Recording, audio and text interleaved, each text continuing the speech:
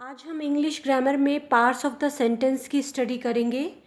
जब हम कोई सेंटेंस बनाते हैं तो उसके दो पार्ट्स होते हैं, सब्जेक्ट एंड प्रेडिकेट। सब्जेक्ट कर्ता या उद्देश्य, प्रेडिकेट विधेय। सेंटेंस का वो भाग जिसके विषय में कुछ कहा जाता है या बताया जाता है वो सब्जेक्ट कहलाता है, और सेंटेंस का वह भाग जो सब्जेक्ट के विषय में कुछ बताता है वो प्रेडिकेट कहलाता है। It means subject is the part that names a person और a thing in a sentence and predicate is the part that says something about that person और thing. For example, Mohan jumps. इस sentence में हम मोहन के बारे में बात कर रहे हैं। मोहन करता है इसलिए ये सब्जेक्ट है, और मोहन के बारे में क्या बात कर रहे हैं? जम्प्स, मोहन कूदता है, ये बता रहे हैं कि कूदता है, इसलिए ये जम्प्स जो है ये प्रेडिकेट है। Next sentence, I run very fast. यहाँ पर आई के बारे में बात हो रही है, आई करता है, और आई के बारे में बात क्या हो रही है? Run very fast. तो आई सब्जेक्ट हो गया और रन वेरी फास्ट प्रेडिकेट हो गया। Next, the boys are swimming in the river.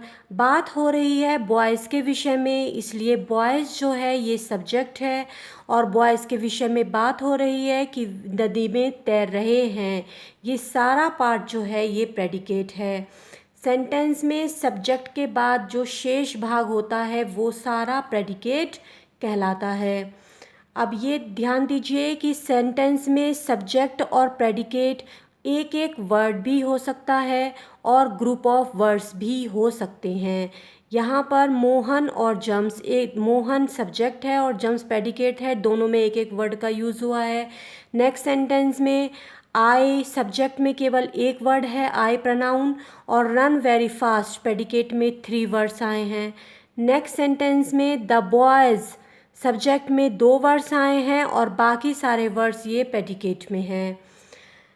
ये जितने एग्जाम्पल्स हमने यहाँ पर दिए हैं, यहाँ पर सब में सब्जेक्ट जो है ये प्रेडिकेट से पहले आया है तीनों एग्जाम्पल्स में। लेकिन कभी कभी ऐसा होता है, कभी कभी ऐसा होता है कि सब्जेक्ट जो है वो प्रेडिकेट के बाद भी आ जाता है। ये सेंटेंस के स्ट्रक्चर पर डिपेंड करता है। Here comes the bus, then came the king. इन दोनों एग्जाम्पल्स में द बस और द किंग के बारे में बात हो रही है, लेकिन ये दोनों ही सब्जेक्ट्स जो हैं ये प्रेडिकेट के बाद आए हैं। इम्पेरेटिव सेंटेंसेस जो वर्ब की बेस फॉर्म से शुरू होते हैं, जिनमें ऑर्डर, एडवाइस एट्सेट्रा आदि का भाव होता है, इन सेंटेंसेस में सब्जेक्ट छुपा हुआ होता है और वो होता है यू। इम्पेरेटिव सेंटेंसेस में सब्जेक्ट होता है यू और बाकी ये सारा पार्ट प्रेडिकेट कहलाता है। अभी हमने आपको जितने एग्जाम्पल्स यहाँ पर दिए हैं, यहाँ पर सब्जेक्ट या तो नाउन है या फिर प्रनाउन है। Mohan, I, the boys, the bus, the king, you.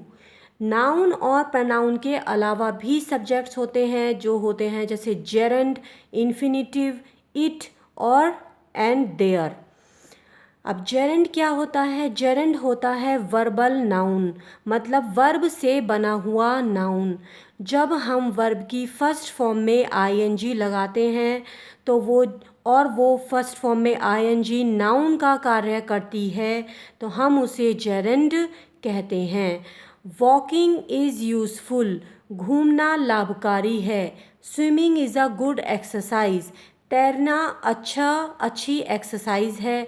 इन दोनों सेंटेंसेस में वर्ब की फर्स्ट फॉर्म वॉक और स्विम में आईएनजी लगाई गई है, और ये दोनों ही जो है नाउन का कार्य कर रही हैं, और यहाँ पर वॉकिंग और स्विमिंग के बारे में बात हो रही है, इसलिए ये सेंटेंस में सब्जेक्ट हैं। और कैसे सब्जेक्ट हैं? जेरेंड सब्जेक्ट हैं।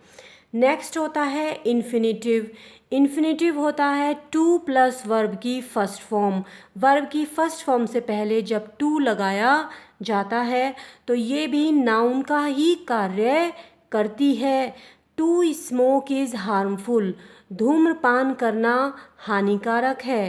टू वर्क इज़ वर्शिप, कर्म ही पूजा है।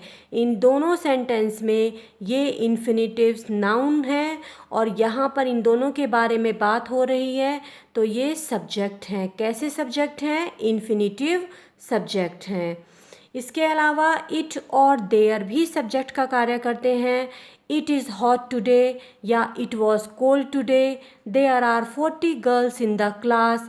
कक्षा में 40 लड़कियां हैं। इन सेंटेंसेस में इट और देयर सब्जेक्ट्स हैं। इट जो है ये न्यूट्रल इट कहलाता है और देयर का प्रयोग जो यहाँ पर किया गया है, यहाँ पर इसका अर्थ वहाँ के अर्थ में नहीं हुआ है, बल्कि देयर जो है यहाँ पर सिर्फ एक इंट्रोडक्टरी एडवर्ब है और यहाँ ये दोनों सब्जेक्ट का कार्य कर रहे हैं। आई होप आज आपको पार्ट्स ऑफ द सेंटेंस समझ में आ गए होंगे। नेक्स्ट वीडियो में हम पार्ट्स ऑफ द सब्जेक्ट की डिटेल्ड स्टडी करेंगे।